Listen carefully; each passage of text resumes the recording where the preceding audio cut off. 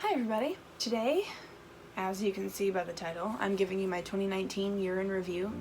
I know this is super late because it's February already. I tried filming it once, it didn't work.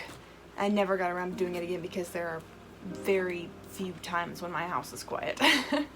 So that's why I'm doing it so late, but that's okay. It still hopefully will help people, inspire people, maybe connect with some of you guys if you're going through some of the things that I went through last year. Here we go. I kind of have to start in the end of 2018 for you to fully grasp what 2019 had encased. So August 2018 is when I went through a breakup with my boyfriend Danny. He's been in lots of videos, so if you've been around for a while, you know who he is. That was really hard for me. I was pretty angry for a few months. It was a lot. It was like my first breakup, and it was a big deal, and so that was difficult. In December of 2018, I met Joel, who is my boyfriend now. So he really helped me through that. In January, I met up with Danny just to kind of talk things through, and that meeting really gave me a lot of closure. It was very helpful. When we broke up, I felt like I'd lost my boyfriend, but during that time, it was helpful, but it was also really sad because I felt like I lost my best friend. And so that took quite a while for me to get over. And it's still hard sometimes because, if someone's in your life for that long and they're your best friend, it's hard to get through that. At the end of January, my best friend Maddie also stopped talking to me, I guess. I don't know why. I wish I knew why, but that was another thing that was hard. So January was just a really difficult month. So it's been a year since all that, and it's still hard to get through that, but I mean, it taught me so much, and I'll get more into that later on.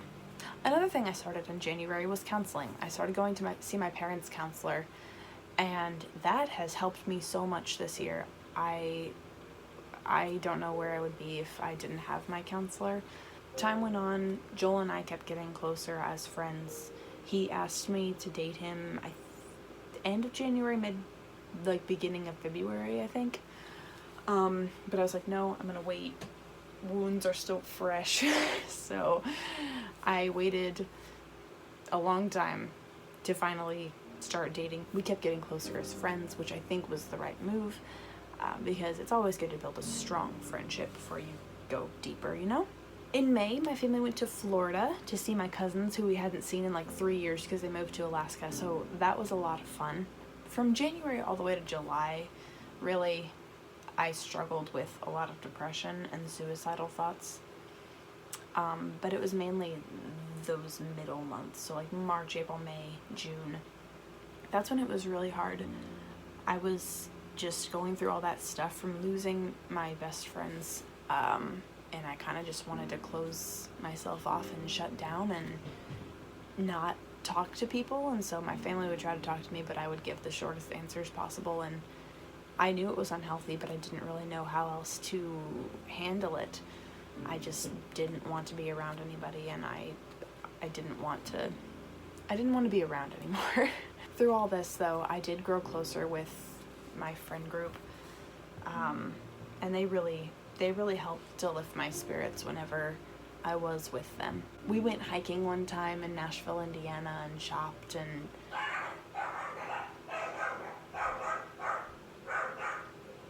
we had lots of outings and get-togethers. It was a lot of fun, and that really helped me through those hard times.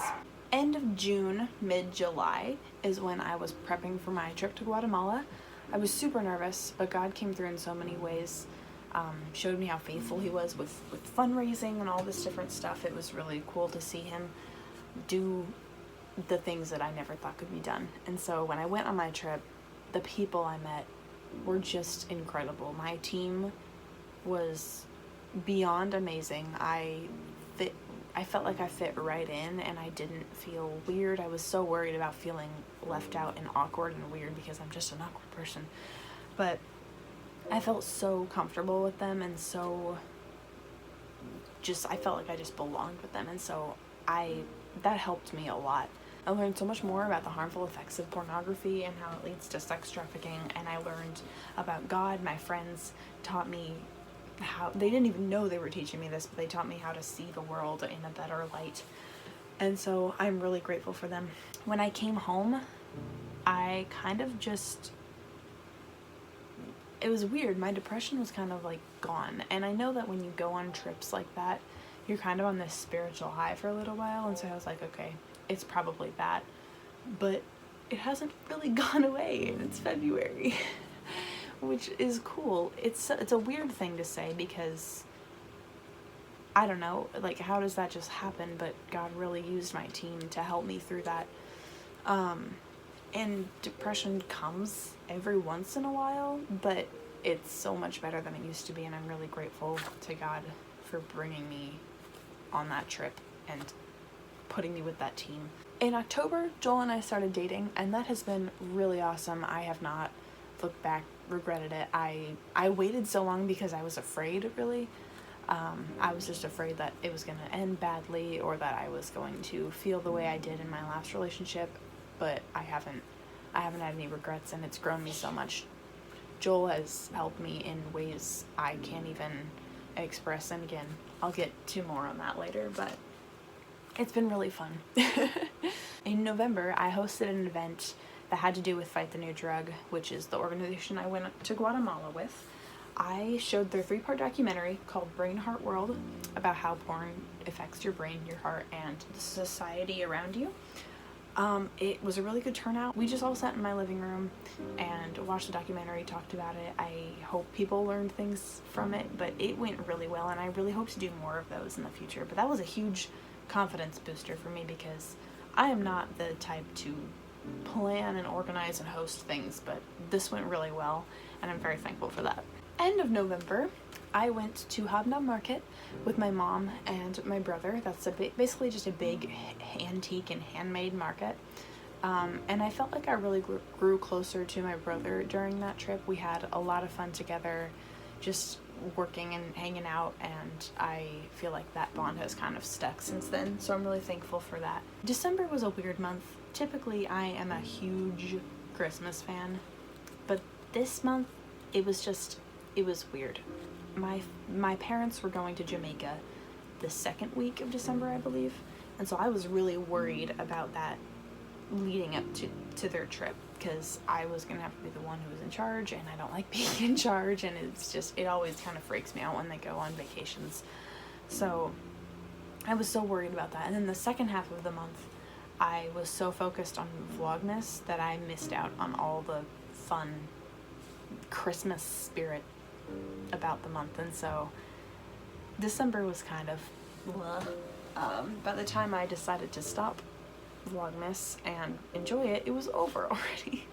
But that's okay. It's just a good lesson for future that I don't want to do Vlogmas anymore. So those were kind of the main things I took from 2019. I will share with you now like how I've grown, and I want to preface it by saying that in these ways I am nowhere near perfect. I am still bad at a lot of them, but I'm better than I was last year. I am so much better at communicating my feelings. My counselor and Joel have helped me really open up and talk about the things I need to talk about, even if I feel like it'll cause problems, or, you know, just if I feel like I'll be in the way. It's just so much more healthy to talk about what you're feeling and needing and just communicate, and I've gotten so much better with that. I have really grown in knowing my self-worth, and I've been a lot more positive. I've caught myself randomly just looking at the bright side of things, and I'm a pessimist. I'm a hardcore pessimist, but I've just been so much more positive about so many more things lately, which I think is really cool. I've become more empathetic with people. I've been better at not caring about what other people think about me and just kind of being me. Puppy's barking. And I'm just a lot more emotionally stable, I guess. I'm a very emotional person, but I've had some just, I guess, friend issues, you could say, lately. And I think back on last year, and if I was going through this last year, I would just be a wreck. I'd be devastated and it'd be the worst time ever. But this year I'm like handling it really well, and I'm so thankful for that. This is the first year that I can recall that I can actively look back on the year and see, okay, this happened and this was bad, but this was good and this changed, which is really interesting because I've never done that before. I feel like my life, from what I can remember, has just kind of been steady, and there's been good and bad. But this past year has been so filled with so much growth. It was a terrible year, but sometimes terrible things help you grow the most, and so I'm really thankful for that.